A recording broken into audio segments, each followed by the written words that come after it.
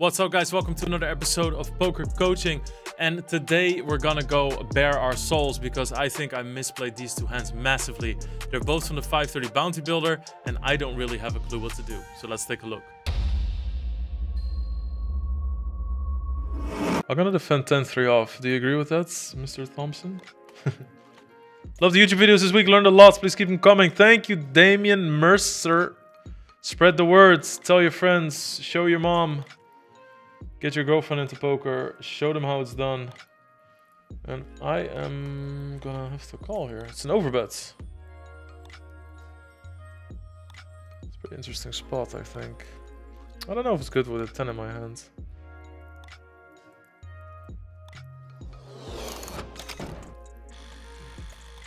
All right, let's get straight into this hand. So the button opens, we have 10-3 off. What are you thinking about?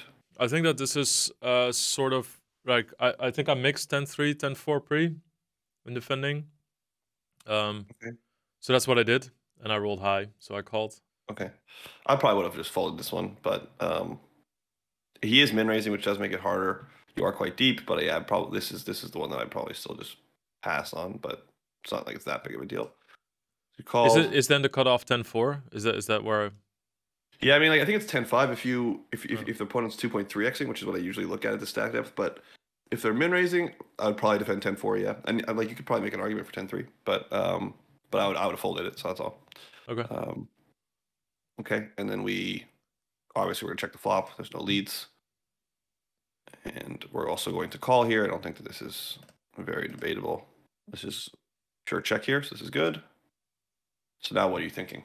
Okay, so that's why I was asking about the spot, because I feel like I play this spot a lot better as the better as opposed to the caller. And, you know, we've done a lot of work on this situation where any Broadway card that gets introduced starts introducing overbets, like button versus big blind.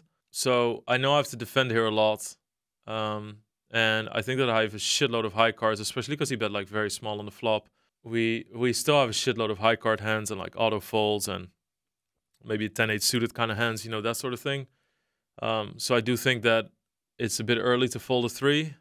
Obviously, as they overbet, our defending range gets smaller. What I don't like about my hand, and that's kind of like the main sort of story of this hand, or my main question, is like how bad is a 10 in my hand, because it makes a lot less of his barrels with equity available, you know, like 10 jack, king 10, 10-8. So yeah, I'm just honestly a bit clueless, but it's also like the main point is I think that it's too early to fold 9x or 3x. Okay. 9x for sure, obviously, but 3x. Yeah, sure. Yeah, so it's not too early to fold 3x. You should this hand is a fold. And how bad is having a 10? It's like pretty bad. So if you had ace 3, I would still call. So ace 3. So like just for perspective, it's not like we shouldn't call with any 3s. Your opponent's bluffing range is not like it's not that difficult to map to if you try to just keep the bottom of their range in mind. So the bottom of their opening range is offsuit 8s. This is why I stress preflop so much when people are learning how to play. More than I think like any of the other coaches that I've seen that could produce content, for example. But it's really important to understand the preflop ranges. So if the bottom of this guy's range is offsuit 8s, that means like 10-8, jack 8. You know, to a lesser extent, he's going to be opening, you know, weaker kings, but like maybe king 6. But the offsuit 8s are a big problem for you. So anything with an 8 in it is going to be the bottom of the opponent's range. Again, 10-8, jack 8, 9-8, but that's obviously a pair here. Maybe 8-7. So I want to avoid an 8. Next up after the 8 would be the 10. Okay, and your opponent's probably going to be bluffing towards the bottom of their range and checking hands like ace, jack, ace, king. Those hands will tend to check. So if hands with an ace and a 10 to check, and hands with an 8 or a 10 or a jack and then will tend to bluff, then I'm looking to have, you know, an ace 3 to call this turn. In addition to that, 10-3 will be dead against a fraction of your opponent's overbetting range at this stack depth. So what do I mean by that? Well, your opponent could open queen 3 suited, and then you'd be dead. Your opponent could have queen 9 offsuit, and then you'd be dead. If you have ace 9, or sorry, rather, if you have ace 3, and your opponent has queen 9, you're not dead. Right, you've got the ace outs, and to a lesser extent that's true about king 3.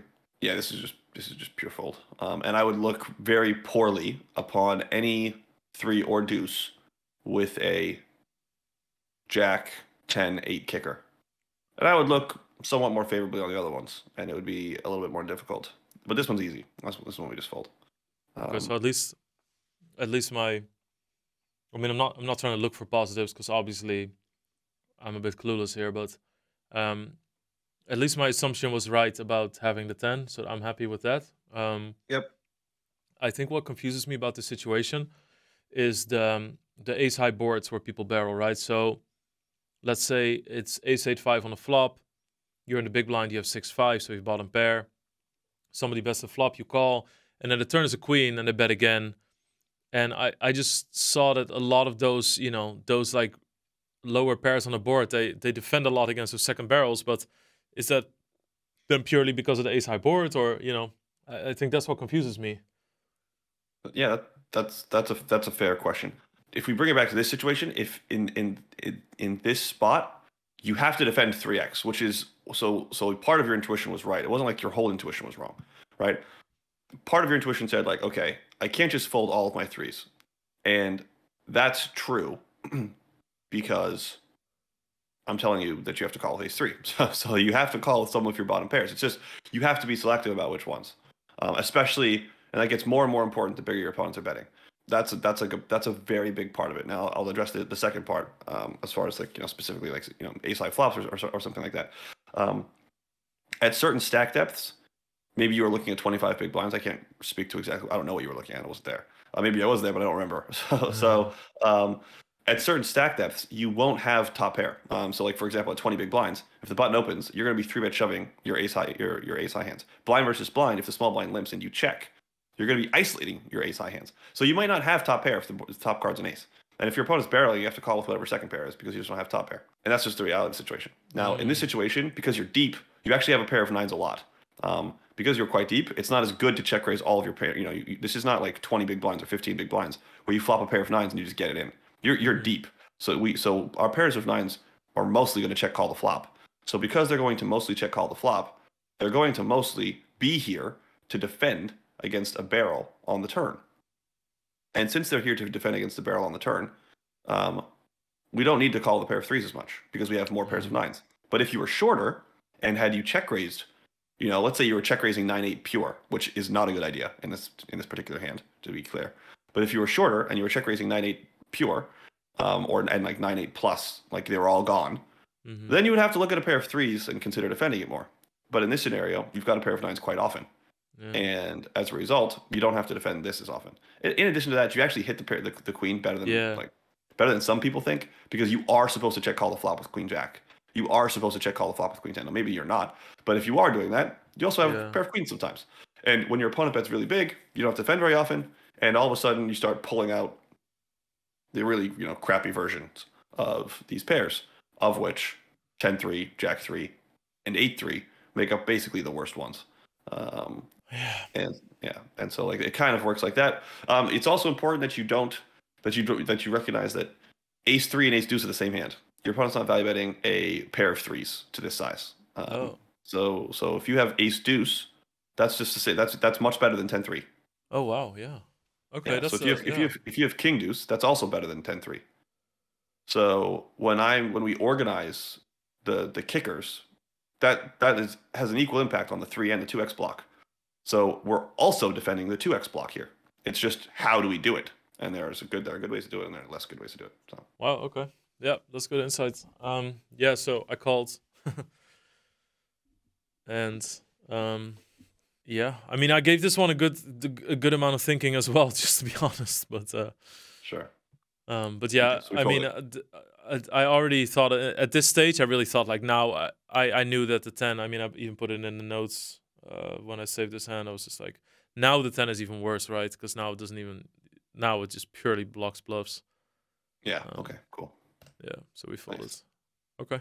That's a lot. Okay. That makes perfect sense. It's a lot easier for me to sort out the hands now for the future. So the next hand is also from a 530 bounty builder. We're now close to the money, and this is a situation that you guys are gonna run into a lot. Ace high board in a 3-bet pot. Let's take a look.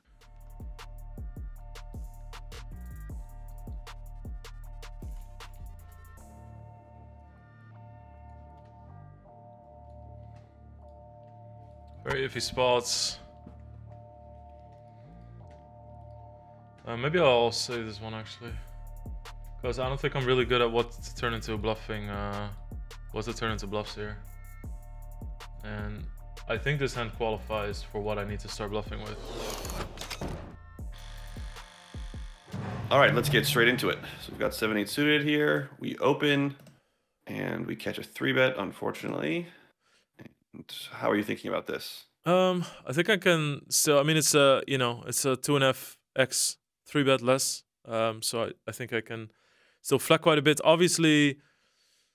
Okay, so this is very close to, or relatively close to a bubble. I think like 20-30 spots off in the 530 bounty builder. I do think my hand plays fairly well against a lot of his 3-bet bluffs, like the ace-5, ace-4, ace-9 off, ace-10 off, that sort of thing. I think that I want to defend some suited hands. I think that this hand, in some regards, plays a little bit better than a hand like 10-9 suited because I make more of their bluffs available and I'm dominated less often. So I figured I could peel here. Okay, so if this is final 3 tables... well, this is like a 30... Sorry, not final 3 tables. I apologize. Like 30 yeah, players so off it's the money, not right? 30 people left. It's like 80 people left, 50 people in the money. Right. Okay. Okay, so then I would pure fold this hand pre-flop. So then this open. So here, I would just pass. You're opening into a stack that covers you. That's going to be quite inhibiting to your ability to open. And the situation is also just like not great considering how many players, like you cover these 2 players, but this player is going to have a re-stealing range, which is going to cause you problems because they're so short. And these players are, primarily covering you. So this is kind of an issue. So especially this one. So I would just fold this hand pure pre. I think this hand, even in chips, is going to be either a low frequency mix or pure fold. So yeah, so I would just pass pre-flop. Once you get 3-bet, the way that these defending ranges work against 3-bets, like as we get close to the money, is you end up with a very 4-bet heavy strategy. So there's merits to still just folding again. But in chips, this is pure call. Like if we decide to open this hand, everything you said has merit, and then if you decide to open this hand, then you just defend it. So I don't know. This is like a difficult spot for me. So I mean, it's fine because I think that my next question on this hand is like the main purpose of this hand is like, okay, so let's disregard the fact it's close to money. Like all that advice taken, right? It's good, especially the stuff that I mix pre. I should let go once we're near the money, especially when there's no bounty incentives or I get into trouble versus some other stacks. So noted and filed away, right? So now let's pretend this spot is... I just want to look at it like, let's say the spot is 40, 50 big blinds deep and we're not near the money and we're playing chippy V. And I want to know about the flop situation, right? So we get to... because then I pure call and then this is the flop. And I kind of want to know in this situation, sometimes I feel like... I mean, I feel like this is the perfect hand to then turn into a bluff, right? I want to have some check raises. I want to turn the middle card into a bluff because it's like it's both the bottom of my range pretty much, but it also has more outs than under pairs. So like bluffing with this hand feels way better than with pocket fives. So I kind of want to know in a 3-bet pot like chippy V, like how do I construct a bluffing range on this board? Is this something that I check raise? Is this something when I check back that I bet turn, bet river? Like how should I go about that? I'm not checker, so I mean, like I'll just answer the questions almost like in a bullet point fashion, I think. So I'm just going to check this hand. I'm going to be planning to check call with this hand. How am I going to check raise? I don't think there's going to be that much check raising here. But you also, by the way, we have around 30 bigs, so this is like just under 30. So you mentioned 40 to 50, so we're not that deep. At least I think that's right. Yeah, but I mean, like hypothetically, if we have 40, 50. Okay, so if we were deeper? Yeah, because that's just a situation that happens a lot in that sense. Okay, yeah. So if we were deeper, yeah. So I'd be check calling here, and my check raising range would mostly come from flush draws. Oh. Yeah, I think that you could check raise also with, like if it's. I don't think you. I mean, at 50 bigs, you're probably gonna have some amount of 4-5 suited, which would be like reasonable to check raise with. I don't think it'd be stupid to check raise with 7x at 50 bigs though. I think as you get deeper and deeper, check raising with like the pair of sevens becomes more and more reasonable. As you get shorter and shorter, I think that's probably going to be a line that's challenged. And then you can check raise here with like probably 5s, 4s, and 3s, like with a heart. That seems like it's not a stupid idea.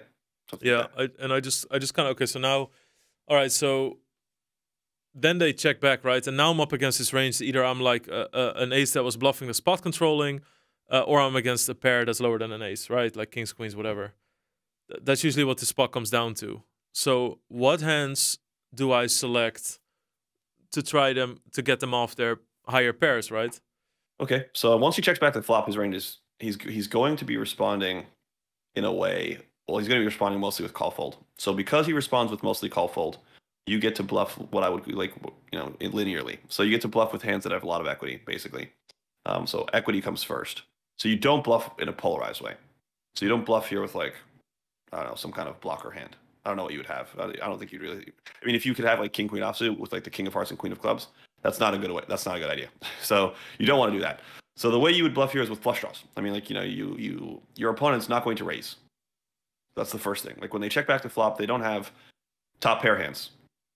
They have pocket kings, pocket queens, and pocket aces. Pocket aces doesn't have great blockers. Pocket kings can't raise.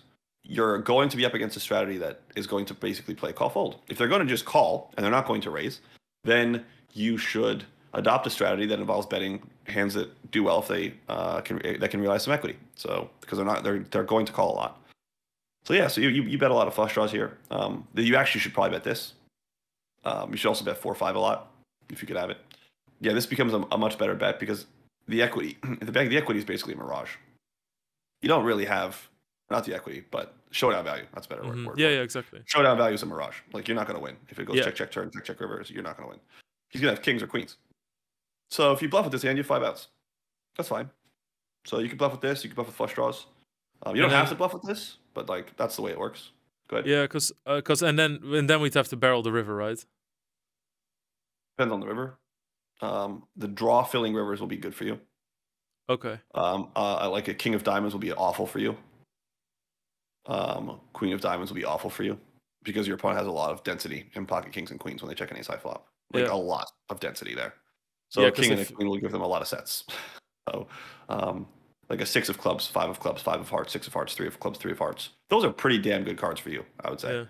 Yeah. King of diamonds not so good for you. Do you think there's any worry that he has like a relatively high amount of like ace 3, ace 4, ace 5? I mean, relatively high. I say, I mean, those are his kind of go-to bluffs, also, right? Yeah, they're suited though. So I mean, ace 3 is going to be 3 combos. If he has it all the time. So if he never flats it, if he always 3-bets it, then he has 3 combos. But I'm pretty sure he would always 3-bet you with kings. Like how often is always? Always. Like always. So ace 3 suited can mix, but kings probably can't. So so he's got 6 combos of kings. How much of kings checks the flop? All of it. All of it. If he has a checking range, then it's gonna be all of it. How much ace 3 checks the flop? I mean, it should be a lot of it, but he could bet it. It's easier to bet ace 3 for someone than it is to bet king. So I think it's going to be difficult to get around the idea that he has got a lot of density in kings, a lot of density in queens. I think a really, really important thing you said there that really sticks with me is the fact that because their strategy is going to be call or fold, we can just bet our equity. We don't have to worry about getting blasted off something that has too much equity to bet fold, you know? Yeah, being able to interpret those situations correctly is really important, you know? Like, because that's a really big part of betting. Like, how should I bluff? It's like, well, if he's just going to call, you should bluff with draws. You should bluff with good stuff. And if he's going to raise a lot, then you have to reconsider, right? Then you have to make sure that you don't get jammed. Like you said, don't get jammed off that equity because that would be a disaster. But yeah, you can bet this. You can check this. Both plays will be very defensible, reasonable, good. So okay, because I kind of feel like, especially go ahead. In high rollers, sometimes I just kind of feel like I just want to start way more just like betting this, and obviously I can't do it every time, but I just like this just felt check, you know, and then I think that's what happened, at least that we check it down, and it's just like, okay, there you go, you know, like you said, like this hand is never winning at showdown, it just isn't. Yep. I will say that probably betting 7-8 might be a little bit better when the turn doesn't introduce a backdoor flush draw, because I just have so many other combos, like you said, with higher equity that I can bet here. Like all my club, all my heart combos can bet. So maybe when it's like the 4 of diamonds that I'm going to need to put this hand in just because I don't have backdoor flush draws with equity. Yeah, I mean, like this will still be, you'll still want this for betting the turn. Like it'll mix. It's not going to be, you know, and it's probably more of a bet if the turn was like the 4 of diamonds, right? Like, which is what you pointed out. because you have less draws. But when the board blanks and sorry, not when the board blanks, when the board fills. When the board blanks, you bluff with the high card hands. So if the river is like the 9 of diamonds, then you're gonna bluff with busted clubs. You're gonna bluff with busted hearts for the most part. But when the river is the 9 of clubs, or the 5 of clubs, or the 8 of clubs, the 6 of clubs, or the 6 of hearts, or the 8 of hearts, or the 9 of hearts, or whatever. When the river fills the draws, then you're gonna want this. Oh yeah. So yeah, I mean, like it's just that simple. Like if the board blanks, yeah, you have high card bluffs, hearts and clubs. That's good. But when the board fills, now this is going to be helpful to bluff with on the river. Yeah. So, okay, that makes a lot of sense.